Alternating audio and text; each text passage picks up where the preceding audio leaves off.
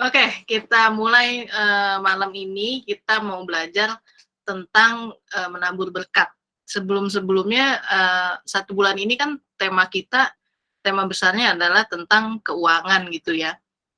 Dan ini menabur berkat nih topik terakhir untuk menutup bulan ini gitu. Jadi di awal kita udah diajarin tentang bagaimana mengelola keuangan sebagai pengikut Kristus gitu, berarti kan kita udah dapet gitu fondasinya gimana sih mengelola uang yang sesuai firman gitu. Nah, kita juga kemarinan pernah diberkati juga kayak kalau udah didapat nih hartanya udah dipercayain, kelolanya ngembanginnya gimana gitu. Nah, dengan cara berinvestasi gitu kan. Tapi kan yang harus diingat kita ini apa? Bendaharanya Tuhan gitu. Jadi kita itu ngelola, nggak cuma nerima gitu. Kalau nerima doang kan jatuhnya kayak cuma jagain gitu ya. Kalau ini kan kita pengelola. Jadi ada juga berkat atau harta yang Tuhan percayakan yang harus kita tabur ke sesama. Kayak gitu, guys. Jadi kita mau belajar dulu yang awal itu tentang jenis-jenis berkat. Ya, yang pertama itu ada berkat umum. Berkat umum itu berkat bagi semua orang. Berkat bagi semua orang tuh maksudnya gimana gitu. Kayak yang di Matius 5 ayat 45 itu dibilang di situ Tuhan menurunkan hujan matahari dan hujan bagi orang baik dan jahat gitu. Jadi itu berkat bagi semua orang tuh kayak gitu contohnya. Nggak mungkin kan ada ini rumah penjahat nih di nomor 12. Oh, nomor 12 nggak pernah kehujanan rumahnya. Itu kan enggak gitu. Semua pasti kena gitu. Kayak matahari juga nggak mungkin rumah nomor 12 itu tuh gelap sendiri karena dia jahat gitu. Enggak gitu. Karena ini berkat umum gitu. Berkat yang Tuhan sediakan buat semua orang. Karena ada berkat umum, berarti kan juga ada berkat khusus gitu. Nah, kalau berkat khusus itu apa? Berkat khusus itu berkat bagi orang yang taat pada perintah Tuhan gitu. Dia udah mendengar dan melakukan juga perintah Tuhan gitu. Nggak cuma didengerin doang tapi nggak dijalanin, tapi dia menjalankan itu gitu. Kayak yang di Ulangan 28 ayat 1 sampai 2 itu dibilang ada berkat bagi orang yang membuat covenant gitu, ada perjanjian gitu dengan Tuhan.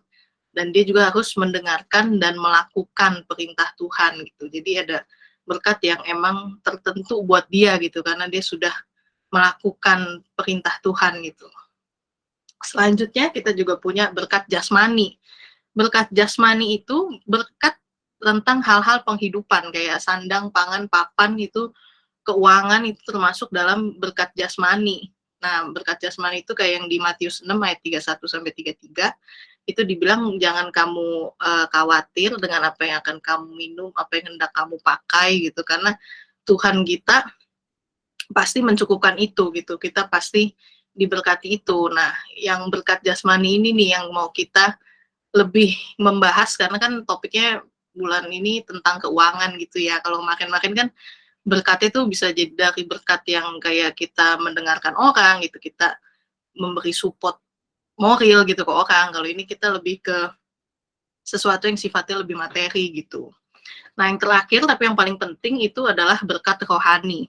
Itu ada di Efesus 1 ayat 3 sampai 8, itu berkat yang bersifat kekekalan gitu, yang berkat yang sampai di sorga gitu, berkat yang tersedia di surga seperti itu. Nah, setelah kita tahu kenapa jenis-jenis berkat yang ada kan kita mau fokus membahas tentang berkat jasmani gitu ya. Terus kalau ditanya itu kayak kenapa sih emang harus menabur berkat secara jasmani? Emang kalau dengerin orang aja nggak cukup? Emang kalau kasih support moral aja nggak cukup gitu? Nah, ini kita akan coba membahas tentang alasan kenapa kita harus menabur berkat. Yang 2 poin pertama itu dilatar belakangi dengan cerita di 2 Korintus 8 ayat 1 sampai 9. Secara singkat aja saya ceritain itu di 2 Korintus 8 ayat 1 sampai 9 itu tuh lagi bercerita tentang Paulus tuh lagi mau buka pengumpulan dana gitu loh yang kayak dana sosial gitu kayak untuk bangun gereja atau untuk membantu sesama yang kayak gitu-gitu. Dia lagi ngomongnya nih posisinya Paulus lagi di jemaat Korintus gitu, lagi di gereja Korintus. Paulus ceritain, kalian tahu nggak gitu, di jemaat Makedonia itu waktu gue buka kesempatan untuk menabur gitu, mereka menggebu-gebu banget, mereka bener-bener mau gitu, bener-bener nggak mau ketinggalan untuk bisa menabur gitu. Padahal si Makedonia ini itu mereka habis kena jajah, jadi mereka yang dulunya lumayan oke lah gitu keuangannya, tapi di saat si Paulus lagi membuka kesempatan itu, mereka tuh lagi dalam posisi habis kena jajah. Ya tahu dong kalau habis kena jajah kan berarti habis gitu ya harta bendanya, nggak sekaya dulu gitu, nggak sepunya dulu. Tapi mereka tetap menggebu-gebu, tetap mau gitu, tetap bilang sama Paulus, ajakin kita juga dong, kita juga mau menabur gitu. Mereka antusias banget gitu, kayak jangan mentang-mentang kita habis dijajah terus lu pikir kita nggak punya duit gitu. Ada kok, kita bisa berbagi gitu, kita bisa menabur apa yang masih kita punya saat ini gitu. Jadi background story-nya kayak gitu gitu. Dan hal yang kita pelajarin dari sini itu berarti menabur berkat itu bicara soal sikap hati, bukan sekedar materi gitu. Ya dong, karena kan si orang Makedonia kan tuh habis kejajah, nggak punya apa-apa. Hartanya berkurang ya jauh lah gitu, namanya juga dijajah kan, dirampas kalau bisa kan sampai sehabis-habisnya gitu. Tapi mereka masih punya sikap hati yang begitu dikasih kesempatan untuk menabur, mereka semangat gitu, masih mau gitu, bener-bener terdorong gitu, ayolah, oke gue cuma punya segini, tapi segini ini nih yang mau gue tabur gitu, mau gue bagikan juga biar bisa lebih berguna bagi yang lain gitu. Kita sendiri ya kadang kalau gue juga mikir gitu kayak, iya sih gitu, kalau kita di posisi kayak jemaat Makedonia, rasanya itu kayak akan nunda gitu kali ya gitu, kayak nanti deh kalau gue udah kaya baru gue mau berbagi ke panti misalnya gitu, atau nanti deh kalau gaji gue udah segini baru deh nanti kalau ada yang butuh gue bagi gitu. Tapi sekarang janganlah, ini nggak cukup, itu nggak cukup gitu, padahal sebenarnya kan kita ada gitu untuk kebutuhan kita tuh sebenarnya ada, cuma kita merasa belum ada lebih nih yang buat berbagi gitu. Padahal kan berbagi bukan soal berapanya yang kalian mau kasih gitu kan, nggak pernah dituntut gitu, kayak misalnya kalau mau bantu minimal 100.000 gitu, itu kan nggak ada gitu. Yang penting 10.000 juga nggak apa-apa gitu, asal kita bener-bener mau gitu, kayak ya udah gue cuma ada segini nih, gue bantu deh buat lu gitu. Kayak itu kan semua bicara lebih ke sikap hati ya daripada materi gitu. Nah, yang kedua, kita belajar itu menabur berkat adalah wujud kasih yang lahir dari sifat memberi. Nah, ini wujud kasih nih, bener-bener berwujud gitu ya, nggak cuma baru niat gitu, nanti kalau gua ini, gua baru kasih deh gitu, kalau dapet ini baru deh kasih gitu, tapi ini udah beneran kita kasih gitu, ada wujudnya, bener-bener bendanya itu kelihatan, nggak cuma sekedar niat gitu. Kayak jemaat Makedonia itu bener-bener mau memberi dari apa yang mereka ada gitu. Mereka terdorong gitu kan. Dorongan itu kan lahir dari sifat gitu ya, bukan karena dipaksa orang lain. Harus ya, nggak mau tahu nih, harus kasih nih, donasi harus ikutan gitu kan. Enggak, mereka enggak dipaksa, malah mereka yang kayak maksa Paulus gitu, kayak gue mau ikutan dong gitu. Tapi kan mereka yang terdorong. Nah, dorongan itu kan merupakan sifat pemberi, seperti Tuhan yang suka memberi gitu. Nah, kita kan katanya anak-anak Tuhan gitu ya, kalau bapaknya suka memberi, kitanya gimana gitu, ada nggak sifat memberi juga gitu, apa kita lebih mirip bapaknya tetangga gitu kan. Harusnya kalau kita beneran anak Tuhan gitu, kita ada lah gitu sedikit banyak dorongan kayak gitu, karena bapak kita suka memberi, ya anaknya juga mirip sama bapaknya gitu kan, buah jatuh tak jauh dari pohonnya gitu. Habis main buah-buahan kayaknya gue dari tadi gitu ya. Nah, yang poin ketiga itu ada di Ibrani 13 ayat 16. Nah, ini ada ayatnya. Dan janganlah kamu lupa berbuat baik dan memberi bantuan, sebab korban-korban yang demikianlah yang berkenan kepada Allah. Nah, menabur berkat adalah korban yang berkenan kepada Allah. Korban yang berkenan tuh maksudnya apa sih gitu? Korban yang berkenan tuh kayak hadiah gitu ya. Tuhan tuh kayak kita kasih hadiah gitu. Ya kalau dimanusiakan tuh misalnya orang tua kita gitu udah ngajarin kita kayak kamu berbuat baik ya, kalau ada orang susah kamu tolong. Misalnya kita udah ditanemin itu dari kecil. Nah, suatu hari mereka lihat kita nolong orang gitu. Itu kan orang tua kita akan sebangga itu kan gitu, akan sesenang itu gitu kayak wah, didikannya berhasil nih anak gue jadi orang, dia benar-benar mempraktekkan itu gitu, dia benar-benar bantu orang gitu. Itu kan orang tua kita kan rasanya kayak kayak mereka gitu, kita kasih hadiah gitu, mereka yang dikasih sesuatu gitu, benar-benar sesenang itu gitu, karena ya itu yang mereka harapkan gitu, kita melakukan apa yang udah diajarin gitu.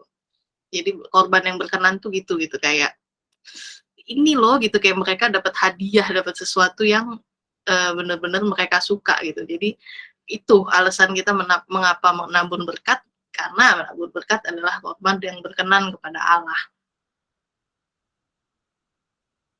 Nah, habis itu kita kan udah tahu jenis-jenis berkatnya, kita udah tahu alasannya kenapa harus memberi berkat. Nah, kita kan akan lanjut ke step berikutnya gitu, kita harus mulai mempraktekkan gitu, menabur berkat. Tapi sikap yang gimana nih yang harus kita punya waktu kita menabur berkat gitu. Itu ada di 2 Korintus 9 ayat 7. Hendaklah masing-masing memberikan menurut kerelaan hatinya. Jangan dengan sedih atau karena paksaan, sebab Allah mengasihi orang yang memberi dengan sukacita. Dari ayat ini kita dapat 2 poin. Yang pertama, menabur itu harus dengan kerelaan hati. Kerelaan hati itu nggak dengan sedih, nggak dengan terpaksa gitu. Karena Tuhan itu nggak nuntut kita untuk memberi yang kita nggak punya. Selalu ya kita adanya apa gitu ya, itu yang dikasih gitu. Nggak mungkin lu punyanya cuma sepeda gitu terus dituntut lu harus kasih orang mobil gitu kan, enggak gitu. Pasti dari yang apa yang kita punya. Dan dengan rela itu berarti kita nggak mengharapkan kembali gitu, nggak mengharapkan timbal balik gitu. Ya kasih ibu kepada beta tak terhingga sepanjang masa, hanya memberi tak harap kembali. Nah kayak gitu tuh, kita nggak ngarepin kembali gitu. Kita ya rela gitu, kayak ya udah emang gue mau bantu lu ya udah gitu, nggak karena oh gue mau bantu lu karena kayaknya lu prospek nih ke depannya nih bisa gue masukin MLM gue nih, misalnya kayak gitu kan, enggak gitu, kita nggak mengharapkan timbal balik gitu. Nah yang poin kedua itu kita menabur dengan sukacita. Menabur dengan sukacita itu dalam bahasa aslinya itu dari kata hilaros, atau bahasa Inggrisnya itu hilarious, itu yang tertawa terbahak-bahak gitu, yang kayak happy banget gitu, kayak lucu banget gitu, sampai ketawa seneng banget gitu. Nah, Tuhan tuh ngeliat kita kayak gitu. God loves the cheerful giver gitu. Tuhan sesenang itu kalau ngeliat kita memberi gitu, melihat kita menabur gitu. Itu Tuhan sesenang itu. Nah, kalau kita lakukan dengan sukacita juga, orang yang lihat juga kan senang gitu ya. Kalau misalnya kita diminta mama kita misalnya cuci piring dong, bantuin misalnya gitu. Terus kita ngerjainnya kesel tuh, nggak rela. Nyucinya bletuk gitu, air ciprat kemana-mana, sabun muncrat kemana-mana, itu kan orang tua kita juga ngeliatnya kesel gitu ya, kayak kenapa sih nih anak kok nggak ikhlas banget bantuinnya gitu, kan kesel gitu. Nah kalau memberi dengan sukacita kan kita ya santai aja gitu, nyuci piringnya nyanyi-nyanyi kayak bersiul atau gimana, kan dilihatnya juga adem gitu, enak. Nah Tuhan juga ngeliat kita gitu, kalau kita memberi gitu, menabur dengan sukacita tuh deh happy-nya tuh happy banget gitu, nggak ada lawan deh gitu, nggak ada yang bisa ngalahin kehappy-annya, seperti itu. Nah kalau di 2 Korintus 9 ayat 10 kita juga akan belajar satu poin lagi. Kita baca dulu ayatnya ya. 2 Korintus 9 ayat 10. Ia yang menyediakan benih bagi penabur dan roti untuk dimakan. Ia juga yang akan menyediakan benih bagi kamu dan melipat gandakannya dan menumbuhkan buah-buah kebenaranmu. Nah, dari ayat 10 ini, kita belajar menabur itu harus dengan hikmat. Karena ada benih yang untuk ditabur, ada juga roti yang untuk dimakan gitu.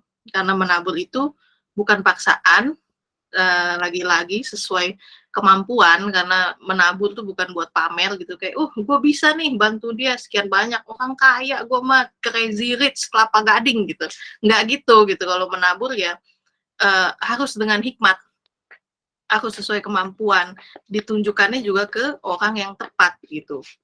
Tuhan memberi kita benih itu untuk ditabur gitu, jadi ada berkat yang kita dapat itu emang alokasinya tuh untuk ditabur. Tapi ada juga berkat yang alokasinya emang buat kebutuhan kita sendiri gitu. Tuhan kan juga memperhatikan kebutuhan kita gitu ya. Jadi yang penting kebutuhan kita juga udah cukup. Nah, ada juga bagian yang emang harus ditabur gitu. Jangan sampai kita nggak berhikmat, kita tabur semua. Sampai roti-rotinya yang harusnya jadi bagian kita, yang harusnya mencukupkan kita, itu kita tabur, udah gitu kita habis semua, terus kita bilang sama Tuhan, Tuhan gue nggak ada apa-apa lagi nih, gue nggak punya apa-apa lagi, ya itu nggak berhikmat gitu. Karena lah itu kan gue kasih lu roti kan buat lu makan, kenapa lu tabur gitu, kenapa lu sok-sokan nabur gitu. Yang ada nanti kalau kita tabur semua, kita nggak berhikmat, kita akan jatuhnya nanti malah kita nyusahin orang lain gitu kan, karena kita udah nggak punya nih gitu, tanggalan gajian tuh masih jauh gitu, tapi kita udah nggak ada. Itu kan nggak berhikmat gitu ya. Menabur kan juga ada dialokasiin gitu, harus dikelola gitu, harus dibagi-bagi, diplot-plotin gitu, kayak yang kemarin Christian itu tuh yang piramidanya tuh kan ada buat perpuluhan, ada buat cicilan, ada buat kebutuhan, ada buat tabungan, ada buat investasi, ada juga buat berbagi gitu. Itu semua ada alokasinya gitu, seperti itu. Nah lagi kita dari tadi ngomongin menabur, itu menabur kan jadi kayak kerjaan petani itu ya, suka nabur-nabur benih gitu buat ditanam. Itu juga kita bisa contoh dari cara kerjanya petani itu. Cara kerjanya petani itu gimana sih gitu. Petani penabur dengan berani. Kenapa dibilang berani? Karena kan petani entah dia beli dulu gitu awalnya bibitnya, atau dia dapat misalnya dia udah ada yang berbuah, udah ada yang panen, terus biji-bijinya tuh benih-benihnya dia simpen buat nanti lagi gitu. Nah, tapi benih yang dia punya nggak selamanya dia simpen gitu. Petani itu siap kehilangan benihnya gitu, dia siap menaburkan benihnya karena dia tahu tujuan akhirnya itu lebih besar daripada benih yang dia taburkan gitu. Dia tahu ke depannya kalau benih ini ditabur, itu akan ada buah yang bertumbuh gitu. Ya buah di sini buah dalam segala hal ya gitu, bukan berarti kita nggak ikhlas tadi gitu, kayak kita nabur untuk dapat cashback gitu, kalau kita kasih duit 50 nanti bisa kembali 50 juga atau kembali lagi 100 gitu, nggak gitu. Menabur dengan berani itu berarti kita siap gitu, siap kehilangan gitu, siap yang bagian ini nih kita siap kita sebarin gitu, karena kita tahu ujungnya itu akan tumbuh dan berbuah, seperti itu. Petani itu juga menabur dengan cakap. Petani itu kalau nabur nggak asal-asalan. Kayak kalau kalian main Harvest Moon, itu kan kalau nanam ada ya gitu benih, misalnya strawberry itu di musim gugur gitu, benih tomat di musim panas, benih kalau musim dingin nggak ada yang bisa ditabur gitu, karena emang tanahnya kan semua beku gitu. Ya kalau itu di luar negeri ya, kalau di game gitu, kalau di kita mah kan panas terus gitu, nggak ada dingin-dingin ya. Tapi ya itu semua ada plot-plotannya gitu. Petani tahu waktu yang tepat, cara yang tepat, dan tempat yang tepat untuk menabur. Jadi menaburnya petani itu nggak asal-asalan. Itu yang harus kita contoh. Kita harus tahu kita mau menabur apa, kepada siapa, dengan cara yang bagaimana gitu.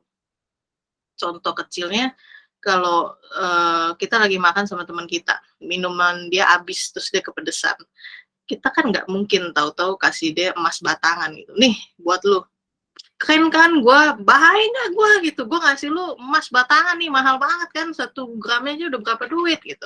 Tapi kan itu nggak tepat gitu ya, itu kita nggak berhikmat gitu. Kita kalau menabur juga kita harus lihat-lihat, kita harus mikir, oh dia butuhnya saat ini dia butuhnya minum gitu ya, kasihlah minum gitu, jangan kasih uh, hal-hal yang lebih mahal daripada itu, tapi dia nggak butuh itu di waktu itu gitu. Jadi kita harus tahu orang itu butuhnya apa gitu, orangnya juga siapa dan gimana cara kita ngasihnya gitu. Atau kadang uh, kita menabur tuh bukan berarti biar orang bergantung sama kita gitu, yang sampai ketergantungan gitu, paham nggak? Kayak kita terus-terusan misalnya itu orang belum dapat kerja, terus kita terus-terusan kasih dia uang, itu kan kita nggak membantu dia ya gitu sebenarnya. Oke lah di waktu itu kita membantu dia jadi bisa beli makan, bisa apa, tapi kan kedepannya kalau kita nggak ajakin sesuatu, kita nggak kasih skillnya, itu kan lama-lama dia tiap bulan cuma bisa minta sama kita gitu,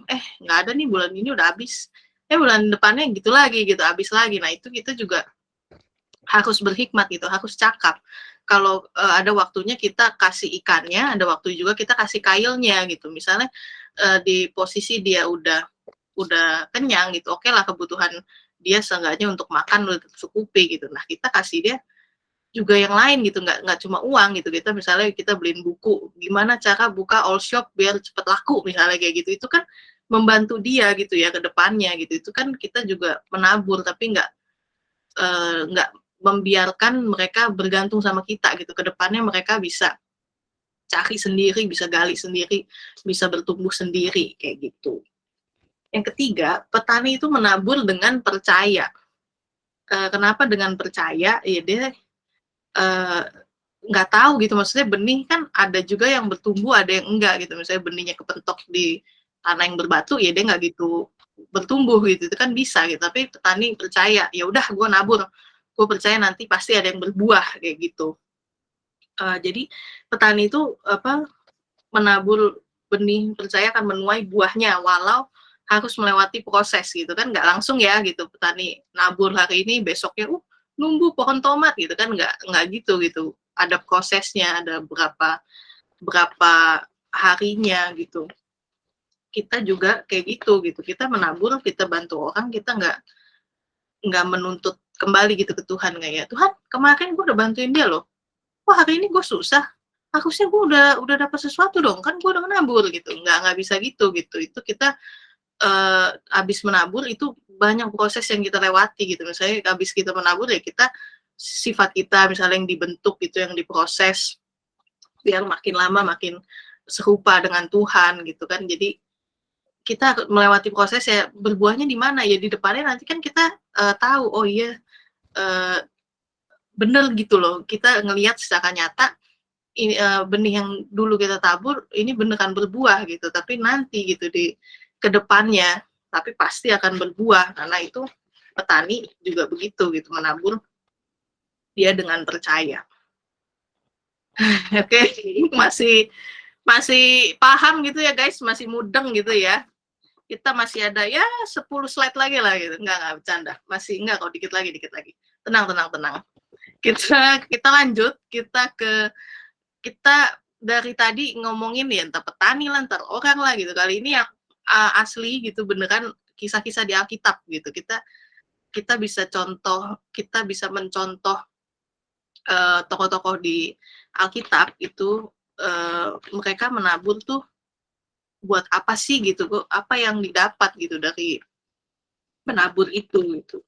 Yang pertama itu ada di Yohanes 12 ayat 3. Ini dia, Yohanes 12 ayat 3. Maka Maria mengambil setengah kati minyak narwastu murni yang mahal harganya, lalu meminyaki kaki Yesus dan menyekanya dengan rambutnya, dan bau minyak semerbak di seluruh rumah itu. Jadi yang bisa kita tangkap itu menabur berkat itu sebagai bentuk menghormati Tuhan. Si Maria ini nih, dia Maria ini Marianya saudaranya siapa tuh, Lazarus. kalau nggak salah ya. Kalau salah ya kalian baca lagi sendiri ya, jangan bergantung sama saya gitu. Itu dia saudaranya Lazarus, dia udah melihat Tuhan tuh begitu baik dalam hidup dia gitu, penyertaan Tuhan tuh ajaib bagi dia gitu. Jadi dia udah se-CS itu gitu sama Tuhan gitu, kayak udah deket banget sampai dia rela memberikan hal terbaik yang dia punya gitu. Minyak narwastu tuh biasanya dipakai kalau perempuan di zaman itu tuh mau menikah gitu atau ada event-event khusus gitu, karena minyak itu mahal gitu, mahal banget gitu, berharga banget. Kalau sampai dia mau pecahin kan berarti itu untuk sesuatu yang lebih berharga lagi gitu kan. Jadi si Maria ini dia menabur berkat itu, dia memberikan yang terbaik itu, minyak narwastu yang paling mahal dan berharga itu, sebagai bentuk dia menghormati Tuhan gitu. Selanjutnya di 1 Samuel 30 ayat 11 sampai 12. Mana dia? Ini dia. Kemudian mereka menemui seorang Mesir di padang lalu membawanya kepada Daud. Mereka memberi dia roti, lalu makanlah ia. Kemudian mereka memberi dia minum air dan memberikan kepadanya sepotong kue ara dan 2 buah kue kismis. Dan setelah dimakannya ia segar kembali, sebab ia tidak makan dan minum selama 3 hari 3 malam. Ini kalau kalian baca satu perikopnya, itu menceritakan tentang Daud itu lagi dalam masa pelarian gitu. Daud sama pasukannya, 600 pasukannya gitu, itu dia lagi dikejar-kejar Saul yang Daud mau dibunuh itu. Jadi mereka tadinya di tanah Ziklag, itu mereka kayak lagi dalam pelarian, terus mereka lari ke Ziklag itu, kayak orang lagi nginep di daerah Ziklag. Setelah Daud habis lari-lari gitu, kayak kabur dari Saul, dia balik ke Ziklag itu, di mana keluarga-keluarga mereka tuh tadinya menetap di sana gitu. Itu pas mereka lihat keluarganya tuh habis gitu, hartanya tuh habis, udah dihancurin, direbut, dijajah sama orang Amalek. Kisahnya tuh begitu ya. Jadi Daud tuh pas balik-balik dia kaget, keluarga dia sama pasukannya sama semua hartanya itu udah dihabisin sama orang Amalek. Setelah dia tahu itu, dia mau kejar dong orang Amalek itu, cuma kan dia nggak tahu orang Amalek itu jalannya kemana gitu, ke arah mana mereka nggak tahu gitu. Mereka cuma jalan ya sesuai tuntunan Tuhan gitu, mereka jalan aja, tapi arah pastinya tuh belum tahu gitu, titik location-nya tuh nggak di Sherlock gitu, nggak langsung yang di titik itu gitu. Udah gitu di tengah perjalanan mereka lagi jalan mau balas dendam gitu, mau cari keluarga mereka lagi, itu dia ketemu sama orang Mesir. Orang Mesir ini bekas budaknya Amalek. Nah pas Daud lihat, tadinya Daud nggak tahu dong si orang itu kan lagi lemes gitu ya, boro-boro ngomong cuma bisa kegeletak doang kali di pinggir. Nah itu Daud dia menabur gitu, dia nolongin si orang Mesir ini. Karena orang Mesir itu butuhnya makan gitu, karena udah kelaparan, udah berapa tadi 3 malam, berapa tadi di ayat itu dibilang itu dikasihnya juga sama Daud. Daud kan punya perbekalan gitu sama pasukannya, dikasihnya tuh nggak setengah-setengah gitu, nggak cuma ya udahlah asal lu kenyang nih roti sepotong, udah dong cukup kan gue udah menabur gitu, enggak gitu. Daud ngasih bener-bener sampai orang itu seger kembali gitu. Jadi kan tadi ada dia kasih roti, dia kasih minum, dia kasih sepotong kue ara dan 2 buah kue kismis gitu, sampai dia beneran kenyang gitu, beneran keisi lah gitu perutnya. Nah dari orang yang dia bantu itu, ternyata baru ketahuan orang itu adalah orang Mesir bekas budak Amalek. Ditanya Daud kayak nanya gitu, emang orang Amalek jalannya kemana sih gitu, gue lagi ngejar nih dia karena dia ngambil harta gue sama keluarga-keluarga gue ditawan gitu. Dibilang lah sama orang itu gitu, kalau kalian baca full perikopnya itu dibilang sama orang itu, oh dia ke arah sana tuh gitu, tanah tanah Negev atau apa gitu di bawah-bawahnya gitu. Pokoknya ada titik yang lebih spesifik gitu ya. Udah dikasih tahu, itu kan berarti bentuk dari setelah dia menabur berkat, ternyata dalam menabur berkat itu menjadi kunci jawaban untuk doa dia sendiri gitu. Daud kan lagi mau tahu nih si Amalek kemana gitu. Si Amalek, bener si Amalek kemana gitu, mau kejar gitu biar keluarganya bisa balik gitu. Nah, dengan dia membantu itu kan jadi ada percepatan gitu, ada contekannya gitu. Oh di situ tuh gitu. Jadi kan dia nggak usah berlama-lama muter-muter, bingung-bingung nyari kemana, udah dapet jawabannya gitu. Nah, seringkali kan kita juga mikirnya, ah Tuhan, gue juga lagi susah, gue juga banyak masalah gue mah, nggak ada lawan deh gitu. Masa sih gue harus menabur berkat ke orang gitu, gue aja masih susah gitu ya. Jangan berpikiran seperti itu gitu, karena kita nggak tahu, siapa tahu orang yang kita bantu ke depannya juga bisa membantu kita gitu. Kayak Daud ini dengan dia ngasih roti, kue kismis, kue arak, minum gitu-gitu, dia dapat kembali gitu keluarga sama hartanya gitu. Dia tahu posisinya bangsa Amalek di mana dan dia bisa nyampe ke situ dengan lebih cepat gitu. Jadi itu poin yang kedua, dengan menabur berkat kita itu bisa menjadi kunci jawaban dari doa kita sendiri gitu. Yang ketiga, itu ada di Yohanes 6 ayat 9. Ini nggak asing lah buat kalian ya. Ada 5 roti dan 2 ikan. Di sini ada seorang anak yang mempunyai 5 roti jelai dan 2 ikan. Tetapi apakah artinya itu untuk orang sebanyak ini? Nah, lewat menabur berkat, si anak ini kan cuma punya 5 roti dan 2 ikan. Ya seada-adanya dia gitu, dia cuma punya itu. Tapi itu yang dia kasih gitu, dia menabur dari itu. Dengan begitu kan dia bisa melihat mujizat Tuhan gitu. Ternyata dari 5 roti dan 2 ikan itu dia bisa ngasih 5.000 orang makan gitu. 5.000-nya juga laki doang gitu, kalau sama istri sama anaknya ya bisa berapa orang gitu kan, banyak gitu, masih sisa 12 bakul gitu. Jadi dengan kita menabur ya sekecil apapun, kita juga nantinya bisa melihat mujizat Tuhan dinyatakan gitu. Jadi kita bisa jadi bagian itu gitu loh. Kalau nggak ada anak itu kan ya Tuhan bisa bikin, tahu-tahu misalnya batunya jadi roti terus diperbanyak gitu, itu bisa gitu. Tapi kan dengan kita taat gitu, anak itu taat memberikan yang dia punya, itu anak itu kan jadi bagian dalam melihat mujizat Tuhan gitu. Dia jadi timnya gitu, dia jadi, ya walaupun nama dia nggak tahu namanya siapa, tapi kan dia tercatat gitu di Alkitab. Ada ada seorang anak gitu ya, walaupun ada seorang anak nggak ketahuan siapa gitu, tapi kan dia terkenal gitu ya. Mungkin kalau kemarin apa, keturunan-turunan bawahnya gitu bisa bilang, "Itu kakek gue ada di Alkitab," gitu, kayak gitu kan, itu bisa gitu. Jadi kita menabur juga biar kita bisa melihat mujizat Tuhan gitu. Nah, ini kata penutup, beneran Iswell, ini slide terakhir, nggak ada tambahan. Nggak bohong, cius, beneran, oke. Akhir kata itu yang mau gue sampein adalah jangan takut untuk menabur berkat.